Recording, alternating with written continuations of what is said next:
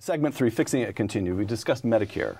We've discussed Medicare. We just spent 6 minutes talking about this massive... It's more than I usually get. Is it really? Oh, yeah. Okay. It's usually I get about 30 seconds, so I appreciate the 6 minutes. Okay.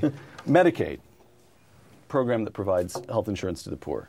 Again, I'm quoting from your prepared remarks. Quote, in Medicaid, patient-centered reform means block grants to state governments, close quote. Why is that the big reform? Well, first of all, there's a federalism component to this. Yep. States already manage Medicaid. The federal government, pays for a portion of it through a complicated formula.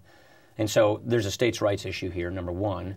Why not let 50 different, incubators of ideas come up with these things? Number two, what states could do, Tom Coburn, Devin Nunes, and Richard Burr and I championed legislation in the past called the Patient's Choice Act, which says let's just voucher out Medicaid so that people in Medicaid get additional assistance on top of refundable tax credits, which is where we're probably going next in this conversation, so that they too can get private health insurance like everybody else. We think that instead of having the government sort of top down say, here's exactly how this program now will be run from Washington, which right now it's not, it's run by our states, give the states the ability to manage and reform their programs.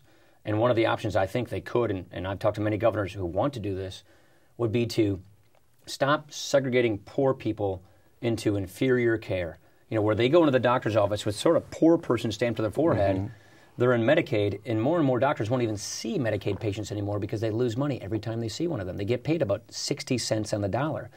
And so this is a program that's breaking. It's ripping apart by its seams. The president's health care law just increased it by a third, and that is just going to hasten the collapse of the Medicaid system. And so we really fundamentally believe that you let the governors come up with better ideas on how to fix these problems. Lots of governors have been innovative in how to do this. And one of the ideas that I think governors ought to consider is don't have them in some separate system that's just for low-income individuals. Mainline them into the private health insurance system where they too can choose with additional resources private health insurance like everybody else. So the next time they go to the doctor's office, they're indistinguishable from anybody else. Okay. And so now tell me, as a conservative, I get happy about this for what reasons? First of all, because the federal government is just giving money to the states, so there's a federalism. The states do better, and the federal government knows what it's spending. It knows its costs. That's right. So it caps the cost. So we know exactly how much we'll be spending in Medicaid because block grants are set at a fixed formula. Okay, but so what about the argument, the compassionate conservative, the argument that even as a conservative president, George W. Bush, felt compelled, I'll let you add any gloss on that you want to, but felt compelled to enact No Child Left Behind legislation because when it came right down to it, there were always going to be states that did a bad job of educating. Yeah, see, I just disagree with that whole concept. So let's hear it. Either we're going to have this sort of paternalistic approach from Washington that we know best, we're going to trample on states' rights, or we're going to acknowledge states' rights as our founders did, and we're going to cut the strings and send the dollars back to the states where they came from in the first place and let the states figure out how to fix their problems. Look, I come from Wisconsin. It's a little different than California, which is different than Nevada, New Mexico, and Colorado, and Oklahoma, and everybody else. So one size does not fit all. It's a little arrogant to assume that this program, which is really a state-run program right now, will be far better managed if we in Washington take it over. I mean, think of the arrogance of that kind of a concept. Which is where I think the president's health care law goes. Right. And so let the states figure this out. All right. Your third major reform, and again to quote from your prepared remarks, quote, with regard to health insurance for working Americans, patient-centered reform means replacing the inefficient tax treatment of employer-provided health care with a portable, refundable tax credit that you can take with you from job to job, close quote. Give me that in layman's terms. Okay, so when we get health care from our job, because of a regulatory ruling going back to World War II, we don't pay taxes on that benefit. So our health care benefits are tax-free, but our wages are taxed. And so what's happening these days is this, I would argue, is one of the primary drivers of inflation in health care because it is insulating us from the cost of our coverage.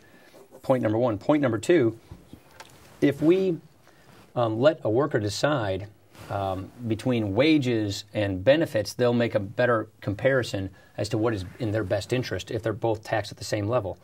Point number three is we spend, I think it's about, I'm doing it off the top of my head, about 3.5 spend. I shouldn't say we spend. The government, through this tax benefit, It's about $3.5 trillion over the next 10 years. You could do a far better job of allowing people to keep this money in their first place so that it's not attached to the job but attached to the worker. Because what happens if you lose your job? What happens if you decide to go strike it out on your own and start a new business?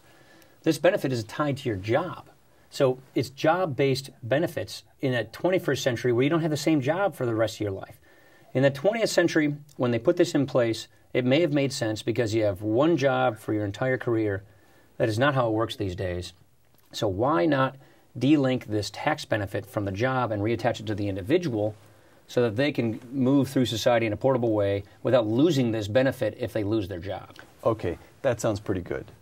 But you just said that all of these problems we have in healthcare arise from this, effectively, Yes. this mistake that we made, that the federal government made during the Second World War. And last night, preparing for this program, guess what I discovered? What? Milton Friedman wrote about this years ago. I know. That there are no new ideas, only ideas Milton Friedman had that we haven't enacted yet. That's right. But so it's the Second World War. The government has imposed Wage and price controls. Wage That's and right. price That's right. controls. This is a Able-bodied men are valve, up, an escape right? Exactly. valve. Yeah. So the companies are now fighting for labor, and they begin providing That's health exactly care right. as a fringe benefit. Becomes very, very popular. By the time the IRS realizes there's income being shoved out in the form of health benefits without being taxed, by now there's political support for this. They That's can't right. do. All right.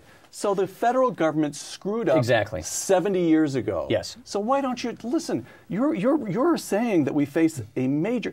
Why don't you just fix that? That's exactly what I'm talking about. Yeah, but Milton Friedman, quote, I have a quote here from Milton for you, Congressman. The ideal way to reform health care would be to reverse past actions, repeal the tax exemption of employer-provided medical care, and terminate Medicare and Medicaid.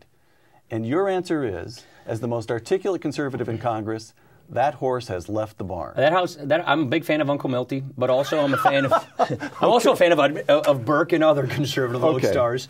And so I guess in a Burkean conservative way, if you want to channel conservatives here, that horse has left the barn.